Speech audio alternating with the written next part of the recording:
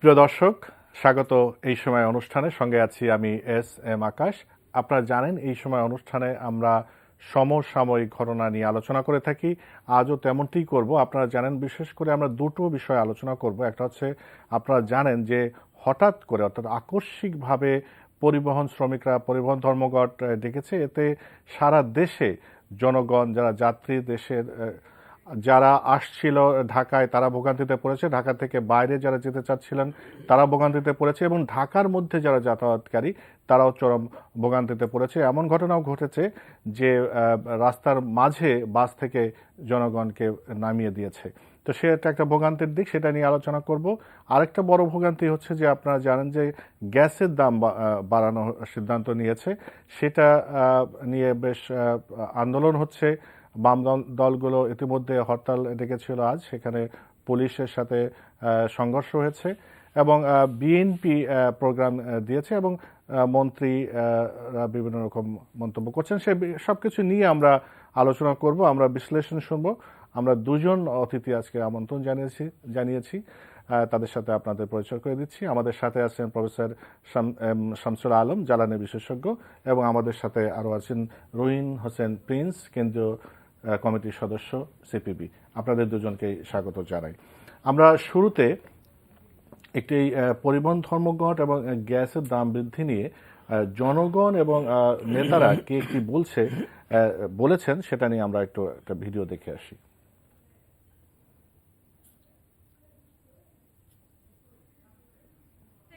মাঝখানে নামাই দিছে আমাদের আপনার কিভাবে শনি একরে পৌঁছাবো?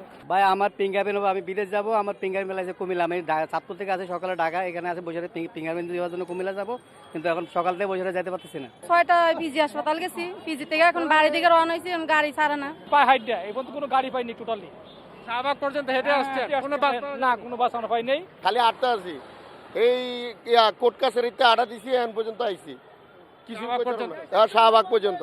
এখন যে কিভাবে ফিরবো আল্লাহই জানেন। খুবই কষ্ট, আসার সময় ভ্যানও পাচ্ছিলাম না, পরে রিক্সায় আসলাম, রিক্সা আবার ভাড়া নিল 3 গুণ। এখন ফিরবো কিভাবে অনিশ্চিত। রায়ের প্রেক্ষাপটে যে ধর্মঘট, এটা দুঃখজনক। যারা ধর্মঘট করছেন তাদের উদ্দেশ্যে আমি শুধু এইটুকু বলতে চাই যে আপনাদের যদি কোনো বক্তব্য থাকে, আপনারা যদি অ্যাগ্রিভড হয়ে থাকেন, তাহলে কিন্তু আপনারা আদালতের সামনে আপনাদের বক্তব্য উপস্থাপন করতে পারেন। সেই প্রভিশন কিন্তু আইনে আছে। যদি সেটা যুক্তিসঙ্গত হয় তাহলে আমি বলতে পারি যে এইটা দেখা হবে। আদালত যে রায় দিয়েছে, এ রায় জনগণ দেয়নি, এ রায়ের সঙ্গে জনগণের কোনো সংযোগ নেই।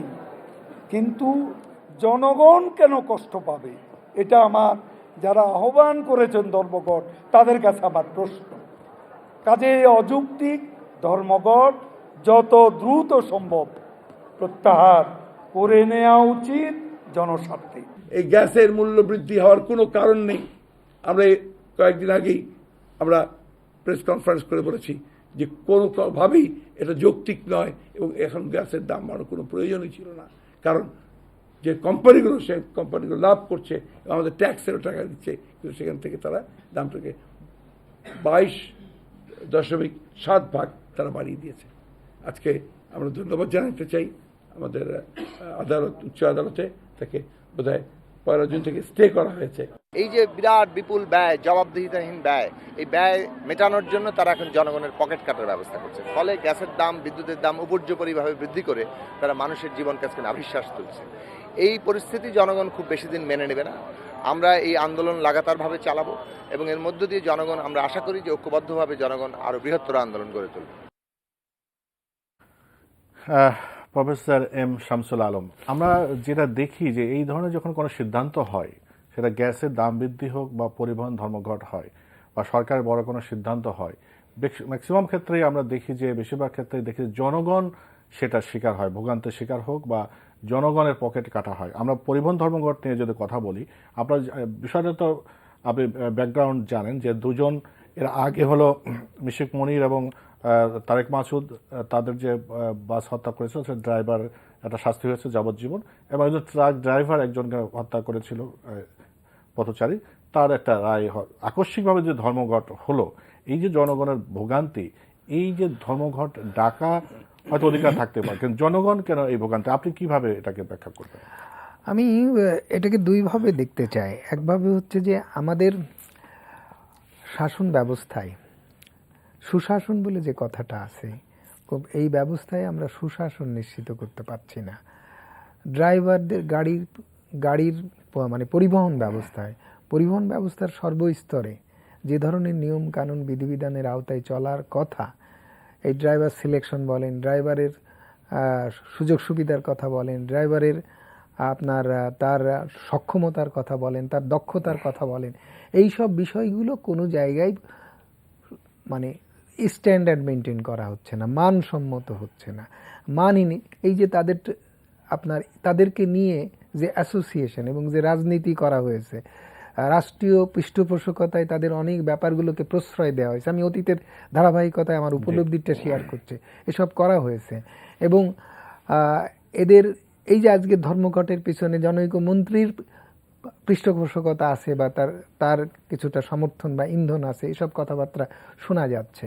তো এই ব্যাপারগুলোকে মীমাংসার দিকে না যেয়ে এই ব্যাপারগুলোকে নানাভাবে নানামুখী নানা শ্রেণী নানাভাবে ব্যবহার করে। তো এখন আমরা যদি গোড়ার দিকে তাকাই, যে ড্রাইভার এবং পরিবহন ব্যবস্থাকে সক্ষম করা এবং সেখানে সুশাসন নিশ্চিত করা, সেখানে যদি ব্যত্যয় ঘটে তাহলে বিভিন্ন পর্যায়ে তার কুফল এবং তার আলটিমেট নেতিবাচক প্রভাব সব জায়গাতেই পড়বে। আজকে বেপরোয়া গাড়ি চালানো, নিয়ম নীতি না মানা, ট্রাফিক রুল মেনটেন না করা, লাইসেন্স দেওয়ার ক্ষেত্রে পয়সা নিয়ে লাইসেন্স দেওয়া, সেখানে মান নিয়ন্ত্রণ না করা, গাড়ির ফিটনেস নিয়ে যেসব ব্যাপার স্যাপারগুলো আসছিল সেগুলো না করা, এইসব জায়গাগুলোতে সব ছাড় দেওয়া হয়েছে এবং প্রত্যেকটা জায়গায় ঘাটে ঘাটে পয়সা আয়ের ব্যবস্থা করা হয়েছে, অসাধু ব্যবসার প্রত্যন ঘটানো হয়েছে। আলটিমেটলি এসবের দায় সাধারণ মানুষকে, সেটা ধর্মঘট হয়েই হোক আর জীবন দিয়েই হোক আর বেশি পয়সা ভাড়া গুনেই হোক আর জীবনকে বাড়ি থেকে বেরিয়ে ঝুঁকির মধ্যে ফেলেই হোক দিতে হচ্ছে। তারই পরিণতিতে মুশিক মিনুর মারা গেলেন, যে দুই মানে অপার জাতীয় সম্পদ বলবো তাদেরকে আমি, তারা মারা গেলেন, তাদের জীবন দিতে হলো। আবার যারা জীবন নিল তাদেরকে বিচারের সম্মুখীন করা গেল না বা করা যাচ্ছে না, সেই করা না যাওয়ার পিছনেও কোনো না কোনোভাবে রাষ্ট্রীয় ইন্ধন রয়েছে। আমি সামগ্রিকভাবে গোটা জিনিসটার প্রতি দৃষ্টিপাত করে বলতে পারি আমরা একটা জাতিগতভাবে আতঙ্কজনক পরিস্থিতির মধ্যে আছি, এটা তারই দৃষ্টান্ত। ধন্যবাদ অধ্যাপক এম শামসুল আলম, সুন্দর করে বলেছেন যে আমরা যারা জনগণ, যারা অনেক সময় দেখা যাচ্ছে যে আমাদের যারা জনগণের মধ্যে যারা একটু অপার সম্পদ, তাদেরকে অনেক সময় এই পরিবহনের অ্যাক্সিডেন্টের কারণে হারাতে হচ্ছে, সাধারণ জীবন তো যাচ্ছেই, কিন্তু এদেরকে বিচারের কাঠগড়ায় আসলে দাঁড় করানো যাচ্ছে না। যদিও বা করানো যায়, এই পরিবহন ধর্মঘটগুলো হয়ে জনগণের ভোগান্তি, চরম ভোগান্তি হয়। আপনার কাছে প্রশ্ন, আপনি রাজনীতিবিদ, আপনি ছাত্র রাজনীতি করেছেন এবং এখন কেন্দ্রীয় কমিটির সদস্য সিপিবি, এবং আপনারা বিশেষ করে আপনাদের দল বিশেষ করে শ্রমিকদের স্বার্থ কথা বেশি করে বলেন, কিন্তু এই শ্রমিকরা এই যে ধর্মঘটটা করলো, মানে যে এটাকে আপনি কি যৌক্তিক মনে করেন? না, ধন্যবাদ আপনাকে। আমি একটু দুই তিনটা বিষয়ে আপনার আলোচনার মধ্যে আছে সেটি একটু বলি। একটা শুরুতে আপনি যেটা বলেছেন যে এই ধর্মঘটের শ্রমিকদের বিষয়টায়, সেক্ষেত্রে আমরা যতটুকু দেখলাম, একটা হলো যে দুর্ঘটনার কারণে একজনকে শাস্তি দেওয়া হয়েছে 10 বছর মেয়াদী ড্রাইভারকে, যার জন্য কিন্তু হঠাৎ করে না, যাবজ্জীবন, পরে মৃত্যুদণ্ড। এটাই এটা পরের টাইম, প্রথমটার কথা বলছি। এবং এটা বলছি, এটা কিন্তু আজকে যেটা ঢাকা শহর দেশব্যাপী দেখছেন, শ্রমিকরা প্রথমে চুয়াডাঙ্গা ওই অঞ্চলে এটা শুরু করেছিল। গত 3 দিন ধরেই সম্ভবত তারা খুলনা অঞ্চলে 10টা জন এটা করেছিল এবং আকস্মিকভাবে আজকে এটা করেছে। এটি একটি। কিন্তু পরের যেটা, এইটাকে আমি ব্যক্তিগতভাবে দুর্ঘটনা বলার পক্ষে না, সেটা কিন্তু একটা হত্যাকাণ্ড ছিল।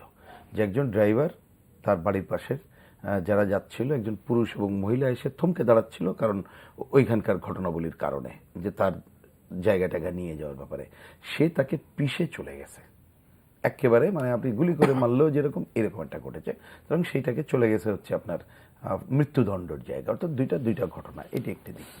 এখন একটা বিষয়টা দাঁড়াচ্ছে, তাহলে আমি মানে পরেরটাকে আমি দুর্ঘটনা বলতে চাই না, আগেরটা দুর্ঘটনা, আইন যা আছে সেই অনুযায়ী কোর্টের বিষয়ে এটা মন্তব্য করা চলে না। এখন একটা প্রশ্ন খুব সহজে, শ্রমিক স্বার্থের কথাটা আগে বলে নিতে বলি, এইটা আমরা মনে করি যে একটা দুর্ঘটনা ঘটলেই শুধুমাত্র একজন শ্রমিকের কারণে ঘটছে তা না। কিন্তু আপনি দেখেন এখানে আমাদের রাস্তার ব্যবস্থা, তারপরে শ্রমিকদের যে কথাগুলো অধ্যাপক শামসুল আলম বললেন যে তার মান নিয়ন্ত্রণের জায়গা, সেই জায়গাগুলো হয় না। এমনকি তারা এখানে কাজকর্মে এসে যে স্টেশনে থাকে তার বিশ্রামাগার অমুক টমুক করা, এই জায়গাগুলো নেই। অর্থাৎ এটা অনেকগুলো কারণ আছে, তার মধ্যে একটা হচ্ছে তার খামখেয়ালিপানা হতে পারে, তার হচ্ছে অ্যাবনর্মাল পজিশন, এটা হতে পারে। সুতরাং ওইটাকেও আমাদের দেখতে হবে শ্রমিকদের জায়গায়, এইটা হচ্ছে প্রথম রাখতে হবে। কিন্তু আমি মনে করি যে যেহেতু চলমান প্রথমটার বিচার, সেক্ষেত্রে তারা প্রয়োজনে এটা করতে পারতেন উচ্চ আদালতের জায়গায়, কিন্তু যেভাবে তারা ধর্মঘট করলেন এটাকে জনগণ সমর্থন করে নাই। গতকাল এটা আমরা দেখলাম যে খুলনাতে যেহেতু ওই বিভাগে ধর্মঘট চলছিল, ওইখানে আলোচনা করছে এবং ধর্মঘট প্রত্যাহার হয়ে গেছে। তো এইরকম একটা পর্যায়ে এসে আজকে হঠাৎ করে এটা দেখলাম। এখন আপনি দেখবেন যে ধর্মঘটেরও তো একটা নিয়ম আছে। অতীতে কিন্তু বড় বড় ধর্মঘট হয়েছে এরশাদ আমলে, এবং শ্রমিক স্বার্থের ধর্মঘট হয়ে গেছে আন্দোলনের একটা পর্যায়ক্রমে, যে ধর্মঘটের যে নিয়মকানুন আছে মেনে। এবার কিন্তু সেটা হলো না। সেটা হলো না কেন? খুব সহজে আমি খুবই শ্রদ্ধা রেখে বলতে চাই, এখানে আমাদের আইনমন্ত্রীর কথা শুনলাম, উনি দেখবেন সফট ল্যাঙ্গুয়েজে বললেন যে এটা আইন হয়েছে, ওনারা এটা পারতেন। উনি এটাকে কিন্তু বেআইনি বলতে পারলেন না। কেন? কারণটা কি এই, কারণ আজকে বাংলাদেশে কিন্তু শ্রমিক আন্দোলনও নেই, শ্রমিক রাজনীতিটাও নেই। দেখবেন মালিক শ্রমিক ঐক্য ঘটে গেছে, এবং মালিক শ্রমিক ঐক্যের নেতা যিনি, তিনি আমাদের এই সরকারের একজন মন্ত্রী। এবং এই জায়গায় অর্থাৎ এই খুঁটির জোর ছাড়া এ ধরনের ভূমিকায় যাওয়া যেত না। এবং সবচেয়ে বড় ঘটনা হচ্ছে গতকাল মাঝরাতে আহ্বান করা হয়েছে, এবং যেভাবে আজকে আমরা দেখলাম যে সাধারণ মানুষকে গাড়ি থেকে নামিয়ে দেওয়া হয়েছে, এটা মোটেই গ্রহণযোগ্য না। আমি খালি ওই আলোচনা হয়তো নিশ্চয়ই পরে করা যাবে, বোঝার জন্য বলি, আপনি দেখবেন আজকের প্রোগ্রামে শাহবাগের মোড়ে সেখানে ছাত্র বন্ধুরা তার অবস্থান করছিল, সেখানে টিয়ার গ্যাস নিক্ষেপ করা হয়েছে, তাদের গ্রেপ্তার করা হয়েছে। কিন্তু এই যে সাধারণ মানুষকে নামিয়ে দেওয়া হলো, কিন্তু এইখানে কিন্তু পুলিশ কোনো অ্যাকশন নেয়নি। তাহলে আমি বলছি যে এই পুরো ঘটনাটা ঘটাতে পারলো কি করে? ক্ষমতাসীনদের প্রশ্রয় ঘটনাগুলো ঘটলো।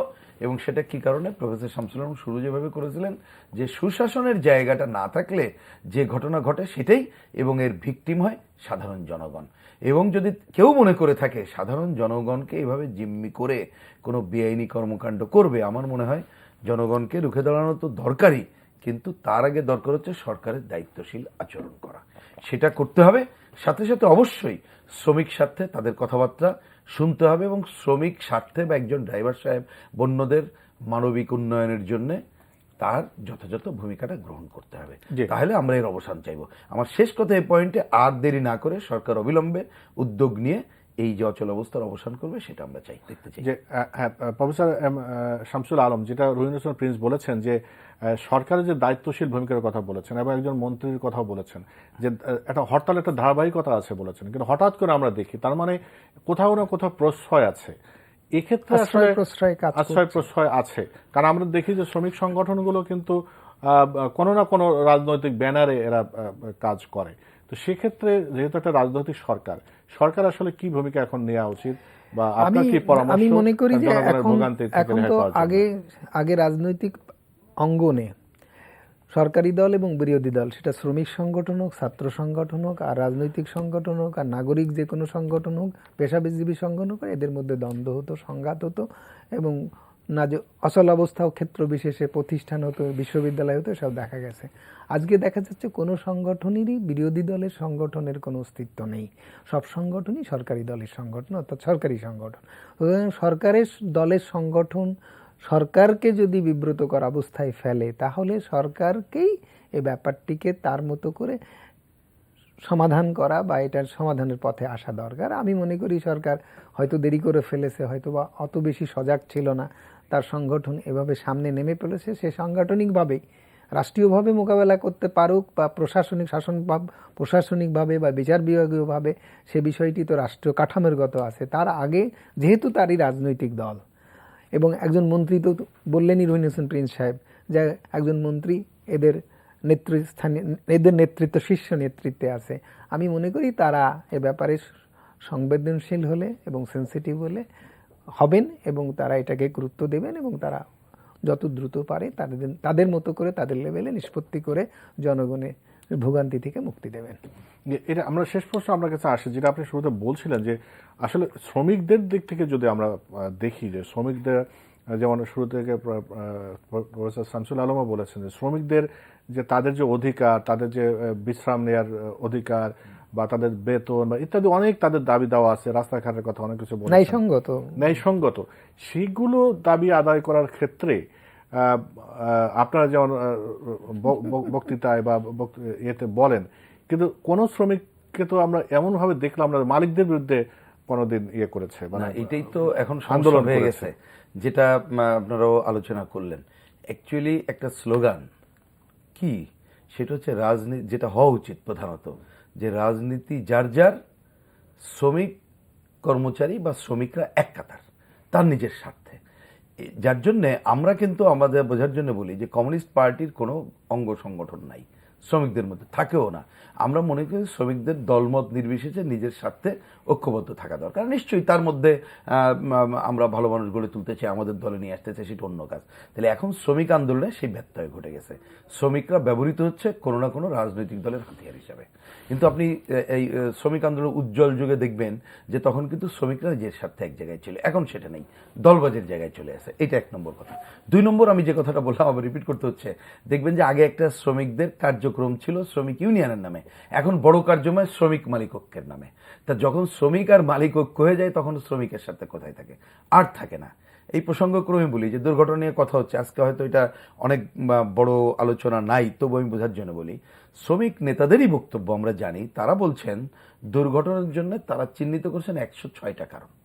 তাহলে একটা কারণ না, তাহলে এই জায়গাগুলো তো ধৈর্য ধরেই সরকারকে দেখতে হবে, মোকাবেলা করতে হবে, মালিকদের সাথে দেন দরবার করতে হবে, অন্যতম বড়। তো শ্রমিক মালিক হয়ে গেলে ওইটা আর থাকে না। সাময়িক কিছু কিছু নেতারা কিছু নিজের স্বার্থটা উদ্ধার করে শ্রমিকদের স্বার্থের জায়গায় থাকে না। দেখেন একটা সহজ উদাহরণ, যে এই যে যাওয়ার পথে বাঘ একটা অন্যতম বড় ব্যাপার, সেটা আমরা দেখি। এইটা যদি নিয়ন্ত্রণ করা যায়, অনেক দুর্ঘটনা মুক্ত করা যায়, মানিকগঞ্জ কিন্তু তার প্রমাণ। অর্থাৎ আমি একটা জিনিস খালি বললাম যে এই পয়েন্টগুলোর মধ্যে আপনি যদি দুর্ঘটনাগুলো মুক্ত করার জন্য এইটা যেতে পান তাহলে এটা হবে। তারপরে যেখানে ড্রাইভার, তার যে প্রশিক্ষণ দেওয়া, তার যে জায়গাটা করা দরকার, ওনার যে বিশ্রামের জায়গাগুলো, এই আলোচনাগুলো হয়েছে, যে বললাম যে 106টা কারণের কথা বলা হচ্ছে এবং তার যে অধিকার দেওয়ার কথা, তাহলে এই কাজগুলো করার জন্য প্রকৃতপক্ষে যদি বলেন, আমার কাছে এটা স্পষ্ট করে বলতে চাই, সরকার খালি ইচ্ছা করলে হবে না, এটা শ্রমিকদেরকে নিজের সাথে ঐক্যবদ্ধভাবে লড়াই করে এটা আদায় করতে হবে। অধ্যাপক এম শামসুল আলম, যে বিষয়টা এখন আলোচনা করবো সেটা হচ্ছে গ্যাসের দাম বৃদ্ধি।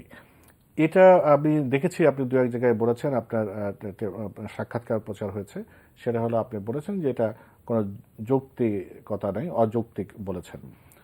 গ্যাসের দাম বৃদ্ধির পক্ষে আমি পর্যন্ত পত্রপত্রিকায় বা কোথাও দেখি না দেশের দাম সরকার ছাড়া আর কেউ বলছে না। আপনারা কেন গ্যাসের এই দাম বৃদ্ধিকে অযৌক্তিক বলছেন? দুটো বিবেচনা এখানে আছে। একটা বিবেচনা হচ্ছে নীতি ও ন্যায্যতা, এই বিবেচনায়। আর একটা বিবেচনা হচ্ছে আইনগত, যে কোনো সিদ্ধান্ত হতে হলে সরকারের সেটা আইনসম্মত হতে হয়, সরকারের প্রচলিত বিধিবিধান মেনে হতে হয়, এবং সরকার আইন মেনে, আইন দিয়ে তার শাসন ব্যবস্থা নিশ্চিত করবে এবং তার নামই সুশাসন। এখন সেই জায়গাতে একটা ব্যত্যয় ঘটেছে। আর একটা হচ্ছে যে সরকার আইন মেনে করলো সবই, কিন্তু তার পেছনে নীতি এবং নৈতিকতা যদি না থাকে তাহলে সেটা আইন মানলেও জনস্বার্থে বিরুদ্ধে যায় এবং তা গণবিরোধী হয়ে পড়ে। তখন মানুষের সেখানে কল্যাণ হয় না, অকল্যাণ হয়। এই ক্ষেত্রে দুই ক্ষেত্রেই সমস্যা তৈরি হয়েছে এবং যেটাই আমরা আমাদের বক্তব্যে বলার চেষ্টা করেছি এবং সেটা প্রতিষ্ঠিত করার চেষ্টা করেছি। এখন আসেন প্রথম যে কটা নীতি এবং নৈতিকতার বিষয়টি যদি আসে, তাহলে সেক্ষেত্রে বলবো সরকার আদর্শিক জায়গায় নেই। এখানেই আমাদের সবচেয়ে বেশি আমরা বিপত্তির সম্মুখীন হয়েছি, আমরা বিপত্তির শিকার হয়েছি।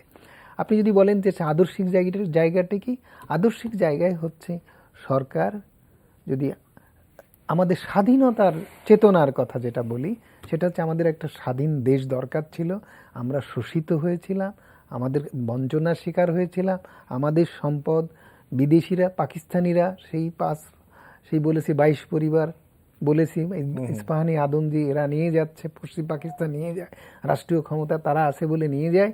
আবার ব্রিটিশ আমলেও তাই হয়েছিল। আমরা 2বার স্বাধীনতা মানে ব্রিটিশ থেকে পাকিস্তান, পাকিস্তান থেকে বাংলাদেশ হওয়ার ওই প্রেক্ষাপটে হয়েছিলাম। সেটাই ছিল আমাদের স্বাধীনতা, যে আমরা জাতি হিসেবে মাথা তুলে দাঁড়াবো, আমরা আমাদের উন্নতি করব এবং আমরা আমাদেরকে প্রতিষ্ঠিত করব বিশ্বের দরবারে একটা স্বাধীন এবং একটা সচেতন জাতি হিসেবে। সেই জায়গা থেকে যদি দেখি তাহলে বলবো যে সরকার এই আদর্শের জায়গায় নেই। 2009 সালে সরকার ছিল, এই জ্বালানি খাতকে ধরেই আমি বলতে চাই যে তখন ছিল, আপনারা যদি দেখেন যে গ্যাসের দাম নির্ণয় করার সময় কি বলেছিল সরকার? বলেছিল যে আইওসির গ্যাসের পরিমাণ বাড়ছে, দাম বেড়ে যাচ্ছে, গ্যাসের দাম বাড়লে মানুষের কষ্ট হবে, আমরা নিজের গ্যাস নিজে ব্যবহার করার কারণে কিছু কম দামে গ্যাস ব্যবহার করতে পারছি, কিন্তু আইওসির কাছ থেকে যদি তিনে ব্যবহার করতে হয় তাহলে আরও বাড়বে, তাহলে সেই দাম কমিয়ে রাখতে হবে। কমাতে হলে কি করতে হবে? দেশীয় কোম্পানির গ্যাসের অনুপাত বাড়াতে হবে। তাহলে কি করতে হবে? দেশীয় কোম্পানির তাহলে বিনিয়োগ সক্ষমতা এবং তার কারিগরি সক্ষমতা, সার্বিক সক্ষমতা বাড়াতে হবে। সেজন্য কি দরকার? টাকা দরকার। সরকারের টাকা নেই। তাহলে মানুষ সেদিনে নিজের পকেটের টাকা দিয়ে গ্যাস বিলের সাথে বাড়তি পয়সা দিয়ে গ্যাস উন্নয়ন তহবিল গঠন করলো, এবং সেই গ্যাস উন্নয়ন তহবিলের ছিল, অবজেক্টিভই ছিল, লক্ষ্যই ছিল হচ্ছে বিনিয়োগ সক্ষমতা বাড়াবে এবং দেশি কোম্পানির গ্যাসের অনুপাত বাড়বে। এইটা হচ্ছে মুদ্রা কথা। আর একটা কি জিনিস হলো যে বলা হলো যে বিএনপির আমলে বিদ্যুৎ উৎপাদন হয়নি, ভয়ঙ্কর রকমের সংকট লেগে গেছে, এখন জরুরি বিদ্যুৎ তৈরি করতে হবে, তাই বেশি বেশি দামে বিদ্যুৎ কেনা হলো ব্যক্তি খাত থেকে। সরকারের বিদ্যুৎ উৎপাদন করার মতো সময় হাতে নেই, এবং সেই বিদ্যুৎ কিনতে যেয়ে সেই বিদ্যুৎ উৎপাদন হলো গ্যাসের পরিবর্তে তেল দিয়ে, আরও দাম বেড়ে গেল। সুতরাং বিদ্যুতের দাম হু হু করে বেড়ে গেল, আমাদের অনেক বেশি দাম দিতে হলো এবং আমরা অভিঘাতের সম্মুখীন হলাম। তখন সরকার বলল যে 2014 সাল নাগাদ আমাদের এভাবেই চলতে হবে, তারপরে আমরা বিদ্যুতের দাম কমিয়ে আনব। অর্থাৎ বিদ্যুৎ এবং জ্বালানি কম দামে সরবরাহ করার নীতিতে সরকার, এই নীতি বলে সরকার ন্যায্যতা নিশ্চিত করতে চেয়েছিল বা করবে এই ব্যাপারটি। এই দুটো ঘটনা দিয়ে আমি, যখন 2014 সাল আসলো কি ঘটলো তখন দেখা যাক। 2014 সালে আমরা দেখতে পেলাম যে জ্বালানি তেলের দাম পড়ে গেছে, কিন্তু সরকার বলল দরপতন করব না, দরপতন সমন্বয় করব না। সরকার তখন নতুন তত্ত্ব এনে হাজির করলো যে এতদিনে আমি যে লস দিয়েছি, ভর্তুকি দিয়েছি, সেই ভর্তুকিটাকে আর ভর্তুকি বললো না, বললো আমি ধার দিয়েছি। এখন বলেন সরকারের সঙ্গে কি জনগণের ধারের সম্পর্ক, দায় দেনার সম্পর্ক, সুদ লেনদেনের সম্পর্ক? সরকার সেই জায়গায় এসে গেল, অর্থাৎ সরকার জনগণের মহাজন হয়ে গেল। সরকার আর সরকারের প্রতিনিধি থাকলো না, প্রজাতন্ত্রের সরকার। প্রজাতন্ত্র হচ্ছে জনগণের, সেই জনগণের প্রতিনিধি সরকার, সে সরকারের প্রতিনিধিত্ব করবে, সরকারের অভিভাবক হবে। এখন হলো কি দায় দেনার সম্পর্ক, লাভ লসের সম্পর্ক, ব্যবসা বাণিজ্যের সম্পর্ক। সরকার জনগণকে সেইভাবে নিয়ে ফেললো। এইটা আমি বলতে চাচ্ছি আদর্শের জায়গা থেকে চ্যুত হলো। এইটা করতে যে সরকার জনগণের কাছ থেকে একজন অসাধু ব্যবসা যেভাবে কলা কৌশলে একজন তার ক্রেতার কাছ থেকে নানাভাবে যেমন সে সুবিধা নিতে চায়, সেভাবে পয়সা হাতিয়ে নিতে চায়, কম দামের দামে বেশি দামে বিক্রি করতে চায়, খারাপ জিনিস ভালো বলে তার কাছে চালাতে চায়, সরকার জনগণের কাছে সেই কাজটি করা শুরু করে দিল। অর্থাৎ তার 2009 সালের সরকার 2014 সালের সরকারের থেকে আদর্শগতভাবে বিচ্যুত হয়ে গেল। এবং সেই বিচ্যুত হওয়ার প্রমাণটা পেলাম কি, সরকার তখন গ্যাসের দাম বাড়াতে আসলো। আমরা বললাম গ্যাস খাদ্য ঘাটতিতে নেই, সরকার বললো আমাকে সম্পদ হিসেবে গ্যাসের দাম দিতে হবে। এখন সম্পদ হিসেবে গ্যাসের দাম দিতে হবে এই নিয়েও বিতর্ক আছে। সরকার সেই সম্পদ হিসেবে দাম নিতে আসলো, কিন্তু সরকারের প্রক্রিয়ায় আইন মেনে এটা করলো না। সরকার জাস্ট একটা এক্সিকিউটিভ ডিসিশন দিয়ে একটা মেমো পাঠিয়ে দিল, গেজেট হলো না, প্রক্রিয়া অনুসরণ করা হলো না। আমি আগেই বলেছি আইনগত বিপর্যয় ঘটেছে। এইভাবে সে দাম নিয়ে চলে গেল এবং সেই টাকা থেকে সরকার সম্পদের দাম নিল, সম্পদ সরকারের তার দাম নিল, তার থেকে ট্যাক্স ভ্যাট হয়ে চলে গেল 55%। অর্থাৎ নিজের সম্পদ আবার তার ট্যাক্স হয়ে গেল, রাষ্ট্রের সম্পদ রাষ্ট্রের ট্যাক্স নিয়ে নিল। তাহলে ট্যাক্স আর সম্পদ মূল্য দুটো কি রাষ্ট্রের কাছে দুইটা চরিত্র? এসবের কোনো জবাব আমরা পাইলাম না। কারণ ট্যাক্স হিসেবে নিয়ে যেয়েও সরকারের সম্পত্তি হয়, তার আবার ট্যাক্স হয় কি করে, এটা আমাদের মাথায় ঢুকলো না, আমরা বুঝতে পারলাম না। কারণ এই সব জিনিস আমি আগেই বলেছি, ফন্দি ফিকির কলা কৌশলে মানুষের কাছ থেকে কীভাবে পয়সা নিয়ে যাওয়া যায়, অর্থাৎ সরকার আলাদা এন্টিটিতে ব্যবসায়িক জায়গায় চলে গেল। নেক্সট আসেন, সেইভাবে গেল, সেই টাকা দিয়ে সরকার তৈরি করলো, 55% চলে গেল, 45% দিয়ে সরকার তৈরি করলো আপনার জ্বালানি নিরাপত্তা তহবিল। তার মূল উদ্দেশ্য হচ্ছে আগামীতে অতি উচ্চ মূল্যে জ্বালানি আনা হবে, তার জন্য অবকাঠামো নির্মাণে টাকা লাগবে, সেখানে আরও বেশি বেশি পয়সা লাগবে, সেই সব পয়সা যোগান দেওয়ার জন্য আমরা এই টাকা দিলাম। সেখানে বছরে এখন 3000 কোটি টাকা আসছে, এক বছর এসে গেছে, এবছরে আসছে, আর আগামীতে আসতে থাকবে। এইবার তারপরে আপনার মার্চ মাসে 2016-তে আবার আসলো প্রস্তাব, কি এবার বললো যে গ্যাস খাতে ঘাটতি আছে। আমরা এতদিন তার আগে বলি বিদ্যুতের দাম বাড়িয়ে ফেললো। বিদ্যুতের দামে বললাম যে একটু সংক্ষেপে করেন তাহলে। এখন আসেন, বিদ্যুতের দাম যখন বাড়িয়ে ফেললো, তখন জ্বালানি খাতে তেলের দাম সমন্বয় করলো না। তেলের দাম সমন্বয় না করে ব্যক্তিখাত বিদ্যুৎ উৎপাদনে তেলের দাম সমন্বয় করলো, সেখানে ট্যাক্স ভ্যাট মুক্ত সুবিধা দেওয়া হলো, 10% সার্ভিস চার্জ দেওয়া হলো। তারা যতটুকু বিদ্যুৎ উৎপাদন করার কথা, দামি বিদ্যুৎ আরও বেশি বেশি উৎপাদন করে তেল বেশি সরবরাহ করতে লাগলো, তেলে লাভ করলো, বিদ্যুতে লাভ করলো। তার মানে দুইটা ব্যবসা তাদের ব্যক্তি খাতে দেওয়া হলো। সরকারি খাতে তেলে বিদ্যুৎ উৎপাদনে এই সুবিধাগুলো দেওয়া হলো না, তারা দামি তেলে আগের দামে কিনতে থাকলো আর বেশি দামে বিদ্যুৎ উৎপাদন করতে থাকলো, সেখানে অসম প্রতিযোগিতা করে সরকারি খাতটাকে ডিস্ট্রয়ের সম্মুখীনে ফেলে দেওয়া হলো। তাহলে এইভাবে কিভাবে ব্যক্তি খাতকে সরকার একদিকে পয়সা নিয়ে যাচ্ছে, আর একদিকে ব্যক্তি খাতকে প্রমোট করতেছে, ব্যক্তি খাতের সুবিধা দিচ্ছে, ব্যক্তি খাতের ব্যবসা দিচ্ছে গেল। এইবার আসেন গ্যাসের দাম এবার বাড়ানোর ক্ষেত্রে যেটা করলো, সেইখানে করলো কি, যে এবার ঘাটতি আছে। কি ঘাটতি? যে আমরা আইওসির গ্যাস কিনতে আমাদের পয়সা বেশি দিতে হচ্ছে। আইওসির গ্যাস কিনতে যদি পয়সা বেশি দিতে হয়, তাহলে আমরা আইওসির গ্যাসের পরিবর্তে তো 2008 সালে তো আমরা জ্বালানি গ্যাস উন্নয়ন তহবিল করেছিলাম, সেইখানে টাকা তৈরি করেছিলাম, সেই টাকা তো দিয়ে রেখেছি। তাহলে কি হলো, বাস্তবে দেখলাম যে সেই অনুপাতের কি দুর্দশা হয়েছে। 48% ছিল আইওসির গ্যাসের অনুপাত, সেটা এই 5 বছরে এসে হয়ে গেছে আপনার 58%। তার মানে আমার গ্যাস উন্নয়ন তহবিল মর্মান্তিকভাবে ব্যর্থ হয়েছে। মনে হচ্ছে এই তহবিল দিয়ে গ্যাসের অনুপাত কমিয়ে আইওসির গ্যাসের অনুপাত বাড়িয়ে আমি মানে ট্রিমেন্ডাসলি গ্যাস খাতে বাড়িয়ে ফেলেছি। এখন ভর্তুকির কথা বলছি, তার মানে আমাকে প্রতারণা করা হয়েছে, আমাকে এক্সপ্লয়েট করা হয়েছে, ওইভাবে আমার কাছ থেকে টাকা নিয়ে যাওয়া হয়েছে, সেই টাকা নয়ছয় করে খরচ করা হয়েছে, কিছু ব্যাংকে ডিপোজিট রেখে সুদ খাওয়া হচ্ছে, একেবারে ভয়ানক রকমের এই তহবিলের ব্যবস্থাপনা শিকার হয়েছে। এইবার আইওসির গ্যাসের উপরে আমার কাছ থেকে ট্যাক্স ভ্যাট নেওয়ার কথা না, অথচ আমার কাছ থেকে ট্যাক্স ভ্যাট নিয়ে যাওয়া হয়েছে। সেই ট্যাক্স ভ্যাট এনবিআরকে দেওয়া হয়নি। এখন বলা হচ্ছে বা 32,000 কোটি টাকা ঘাটতি পড়ে গেছে, সেই টাকা দিতে হবে, এখন আমাদেরকে সেই টাকা পূরণের জন্য টাকা দেওয়া লাগবে, এই জন্য গ্যাসের দাম বাড়াইতে হবে। তাহলে এটা আপনি এখন আসেন এই যে একটা জায়গা, তারপরে আসেন এলপিজি গ্যাস। বলতেছে বাসাবাড়িতে গ্যাস আমরা দিচ্ছি অত্যন্ত কম দামে, সুতরাং দেশের মানুষ এলপিজি এত দামে কিনে খাচ্ছে, সুতরাং এতে সমতা আনতে হবে। আমরা হিসাব করে দেখালাম যে তুমি আমাকে 92 ইউনিট গ্যাস দেবে বলে 600 টাকা নাও, দিচ্ছ অর্ধেকও না। এখন আবার গ্যাস সংকটে দেখা যাচ্ছে 4 ভাগের 1 ভাগও পাই নাই। তাহলে 32 ইউনিট দিয়ে তুমি 600 টাকা নিবা, দিচ্ছ 20 ইউনিট, সেই 20 ইউনিটের দাম তো পড়ে 3000 টাকা। তাহলে আমি কি এলপিজির থেকে তো আমি এখনই বেশি দাম দিচ্ছি, অনেক বেশি দাম দিচ্ছি।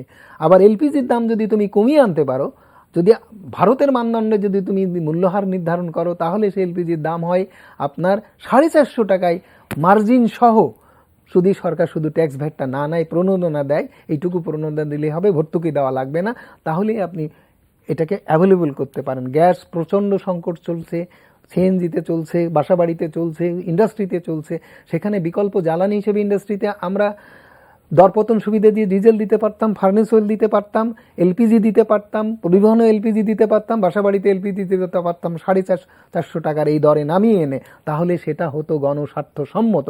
হয়রাজ আমরা এই ব্যবসাটা প্রমোট করতে যেই দাম বাড়িয়ে গেছি, আজকের পেপারেই দেখবেন 1000 কোটি টাকা অলরেডি ড্রেনেজ হয়ে গেল মানুষের পকেট থেকে।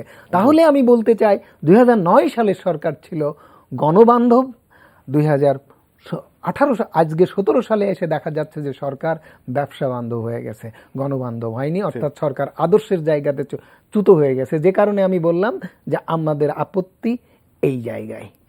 অনেক ধন্যবাদ, অনেক সুন্দর করে ব্যাখ্যা দিয়েছেন। আমাদের হাতে যে সময় আছে আপনার কাছে যেটা জানতে চাই, আপনারা এই যে ব্যাখ্যাগুলো দিল, এই ব্যাখ্যা প্রেক্ষাপটেই এবং জনগণের যে ভোগান্তি হবে এমনটি মনে করেই, এবং যেমন সুন্দর করে বলেছেন যে সরকার সেই মহাজনের ভূমিকায় চলে গিয়েছে, আপনারা প্রথমেই হরতালের কর্মসূচির দিকে কেন গেলেন? না, প্রথম কথা হচ্ছে আমি একটু খালি যুক্ত না ওনার সাথে কথা বলি, কারণ প্রফেসর শামসুল আলমের কথায় দেখেন এটা পরিষ্কার হয়ে গেছে যে গ্যাস নিয়ে, বিদ্যুৎ নিয়ে এই খাতে একটা নৈরাজ্য চলছে, এবং সেই নৈরাজ্যের শেষ উপকারভোগী হচ্ছে ব্যবসায়ীরা, আর ক্ষতির সম্মুখীন হচ্ছে জনগণ।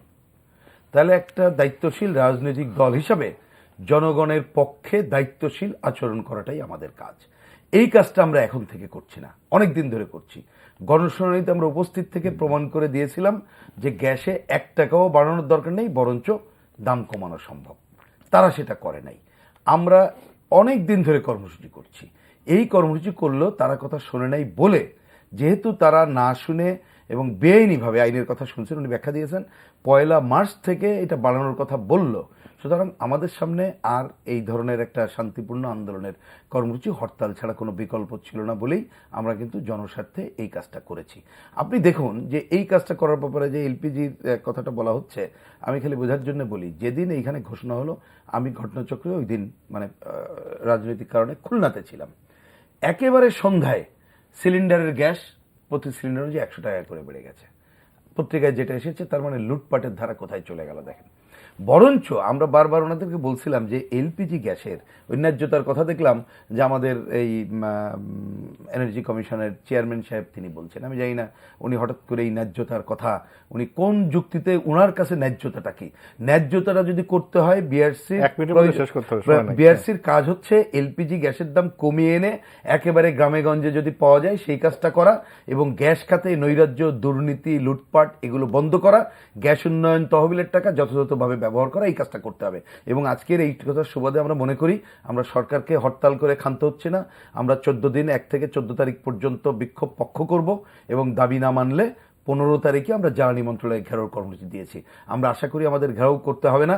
জনস্বার্থ বিবেচনা করে সরকার অনতিবিলম্বে এই মূল্যবৃদ্ধিটা বন্ধ করবে এবং ন্যায্যতার ভিত্তিতে ভবিষ্যতের সিদ্ধান্তগুলো গ্রহণ করবে, সেটাই আমাদের আকাঙ্ক্ষা। সেই প্রত্যাশা আমি জাস্ট 2 সেন্টেন্সে আপনার কাছে জানতে চাই। সেটা হলো, যেমন বাম দলগুলো হরতাল দিচ্ছে এটার বিরুদ্ধে, আপনার যারা বিশেষজ্ঞ তারা বলছেন, সুশীল সমাজ বলছে, মিডিয়া এটার বিরুদ্ধে বলছে যে এটা ন্যায্যতা মেনে করা হচ্ছে না, এবং বিএনপি একটা বড় দল তারাও এর বিরুদ্ধে অবস্থান নিয়েছে। কিন্তু আমরা এর আগেও অভিজ্ঞতা দেখি সরকার যেটা চায় সেটা করে ফেলে।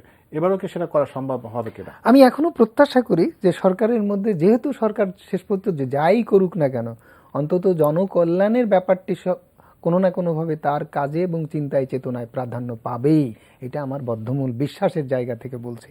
আমি সেই জায়গা থেকে আপনাদের এই অনুষ্ঠানের মাধ্যমে আবারও সরকারের কাছে স্বনির্বন্ধ অনুরোধ জানাচ্ছি যে আমি যে ব্যাখ্যাটা দিলাম সেটা আমার একক দায়িত্বেই দিলাম, এবং সেই জায়গায় যে আমার দৃষ্টিতে সরকার আদর্শিক জায়গায় নেই, সরকার গণবান্ধবের জায়গা থেকে সরে ব্যবসা বান্ধব হয়ে গেছে, এবং ব্যবসা বান্ধব হতে যেয়ে জনগণকে বঞ্চিত করেছে।